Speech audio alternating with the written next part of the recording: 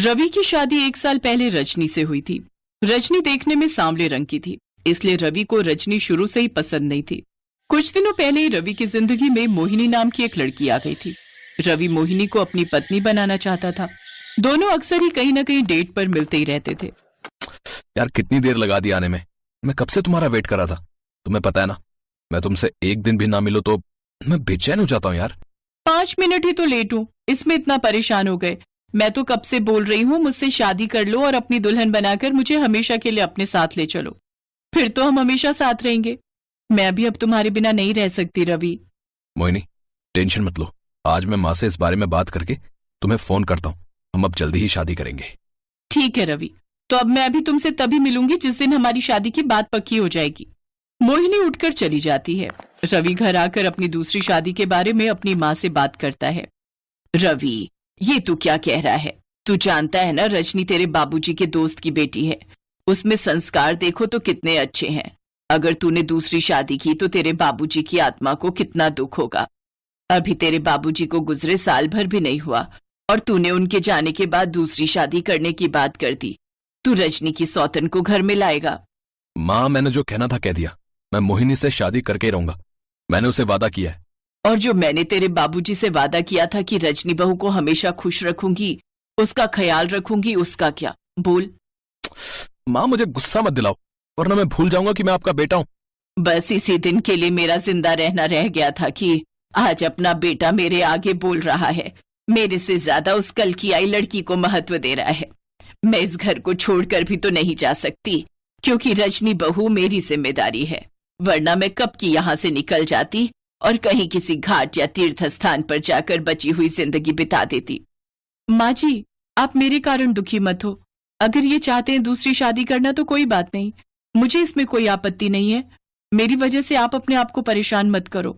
आप मत रो, अपने आप को संभालो माँ जी। अगर आपको कुछ हो गया तो मैं बिल्कुल अकेली पड़ जाऊंगी। माँ, बाबूजी को मैं इस बारे में कुछ नहीं बता सकती। वो सब तो गांव में है, उन्हें लगता है कि मैं बहुत खुश हूँ। हेलो मोहिनी, हम कल ही मंदिर में शादी कर रहे हैं। तुम दुल्हन बनने की तैयारी करो। अगले दिन रवि अपनी माँ और पत्नी के सामने मोहिनी से शादी कर लेता है। माँ जी, मैं आपके बेटे की पत्नी और आपकी बहू हूँ। मेरी भी तो मुंह दिखाई की रस्म होनी चाहिए ना। वैसे आपकी पहली बहू का रंग तो इतना काला है कि मुंह दिखाई हुई या नहीं एक ही बराबर है। माँ, पड़ोस में बोल दो कि मोहिनी की मुंह दिखाई का फंक्शन है, सब लोग आ जाएंगे। मैं खाने पीने का इंतजाम करता हूँ। बोल दिया है सबको मैंने। मोहिनी, तुम कमरे में जाकर बैठो, सब पड़ोसन औरतें आती ही होंगी। रजनी रसोई में काम करने लगती है। मोहिनी की मुंह दिखाई शुरू हो जाती है। क्या बात है गायत्री जी, आपकी ये वाली बहू तो बहुत सुंदर है। गोरी चिट्टी साफ रंग है। आपने रजनी को क्यों पसंद किया था? रजनी तो बिल्कुल भी सुंदर नहीं है। रवि ने ये बहुत सही किया। भले ही इसकी दूसरी शादी है, पर लड़की चांद का टुकड़ा ढूंढ कर लाया है। थैंक यू आंटी जी, मेरी इतनी तारीफ करने के लिए। सभी पड़ोसी और आसपास रहने वाले रिश्तेदार मोहिनी की मुंह दिखाई के लिए आ रहे थे और उसे तरह तरह के गिफ्ट दे रहे थे, जिन्हें मोहिनी अपने पास रखती जा रही थी। रवि भी बहुत खुश था कि उसे मोहिनी जैसी इतनी सुंदर लड़की पत्नी के रूप में मिली। थैंक यू मोहिनी, मेरी जिंदगी में आने के लिए। अब तुम मेरी पत्नी बनकर रहोगी। उस रजनी का मैं कुछ ही दिनों में पत्ता साफ कर दूंगा, देखना। उसे उसके माँ बाप के घर भेज दूंगा। उसका काला चेहरा देख देख कर मैं बस तंग ही आ गया था। अरे, अब तो तुम मेरे साथ आराम से जिंदगी बिताओ। अपनी मम्मी और अपनी पहली पत्नी की चिंता छोड़ दो। हम दोनों खूब घूमेंगे, खूब मजे उड़ाएंगे। सब लोग मुंह दिखाई की रस्म करके चले जाते हैं। मोहिनी और रवि दोनों रोजाना घूमने के लिए जाते और शाम को घर लौटते। बेचारी रजनी सारे घर के कामों के साथ साथ उन दोनों का खाना भी बनाकर रखती। मोहिनी के नखरे उठाती। रवि, आज मेरा घर पर ही नाश्ता करने का मन हो रहा है। तुम अपनी पत्नी को बोलो ना कि मेरे लिए कुछ स्पेशल बनाए। और आज मेरे पैरों में बहुत दर्द है, मेरे पैर कौन दबाएगा? अरे, मैं तुम्हारे पैर दबा देता हूँ ना डार्लिंग, तुम लेटो। रवि तो इसके प्यार में बिल्कुल अंधा हो गया है। जैसा ये कहती है वैसा ही करता है। मेरे से तो ये सब देखा भी नहीं जा रहा। बेचारी रजनी सारा दिन घर के कामों में लगी रहती है और ये महारानी बैठकर पलंग तोड़ती है।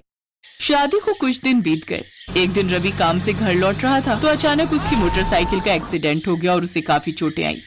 रवि कुछ दिन अस्पताल में ही रहा। डॉक्टर साहब, हम इन्हें घर कब ले जा सकते हैं? देखिए, इन्हें छुट्टी तो मैं दे रहा हूँ, पर बिस्तर से उठने में इन्हें कितना समय लगेगा ये कुछ कहा नहीं जा सकता। हो सकता है महीने भर, साल भर या फिर कुछ सालों तक ये सिर्फ व्हील चेयर पर ही रहे, क्योंकि इनके पैरों में गहरे घाव थे जिसके कारण इनके दोनों पैर बेजान हो गए हैं। क्या ये उम्र भर अपाहिज रहेंगे?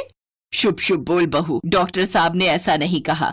उन्होंने कहा है कुछ समय लग सकता है मेरे बेटे को ठीक होने में, और तुम हो कि उम्र भर के लिए मेरे बेटे को अपाहिज कर रही हो। तुम उसकी पत्नी हो। मुझे तो कोई कुछ बोलने ही नहीं देता। रवि, मैं घर जा रही हूँ। तुम्हें तो वैसे भी कल छुट्टी मिल जाएगी। मैं बहुत थकी हुई हूँ, मैं घर पर आराम करना चाहती हूँ। कोई बात नहीं मोहिनी, तुम घर पर आराम करो। वैसे भी कल मुझे छुट्टी मिल जाएगी तो मैं घर आ जाऊंगा। मोहिनी घर चली जाती है। हॉस्पिटल में रवि अपनी माँ और रजनी के साथ था। रजनी रवि की पूरी देखभाल कर रही थी। डॉक्टर से मिलना, दवाइयां लाना, रवि की देखरेख करना, सब कुछ। देखा रवि, वो महारानी तो घर पर आराम करने चली गई। रजनी बहू ही तुम्हारी सेवा कर रही है। तुम उसे नहीं जानते हो, बहुत संस्कारी बहू है। तुम्हें हीरे और पत्थर में पहचान नहीं है। अगले दिन रवि को छुट्टी मिल जाती है। वो माँ और रजनी के साथ घर पहुंचता है। रवि को व्हीलचेयर पर बिठाया जाता है, पर घर पर ताला लगा हुआ था। तभी एक पड़ोसन उन्हें देख लेती है। अरे, हमारी बहू मोहिनी कहीं गई है क्या? ताला लगा हुआ है। वो तो कल रात को ही किसी के साथ गाड़ी में बैठकर चली गई थी।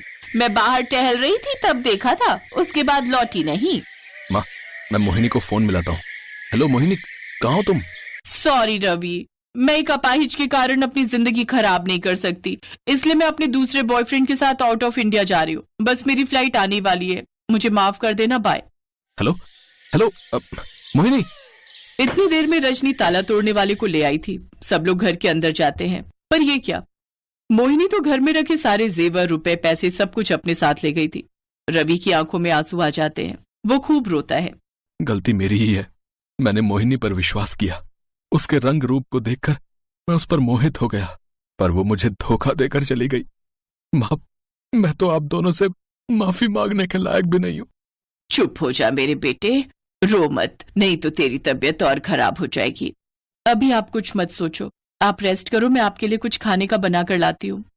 सॉरी रजनी, माँ सच कहती है, मैंने हीरे और पत्थर में फर्क नहीं देखा।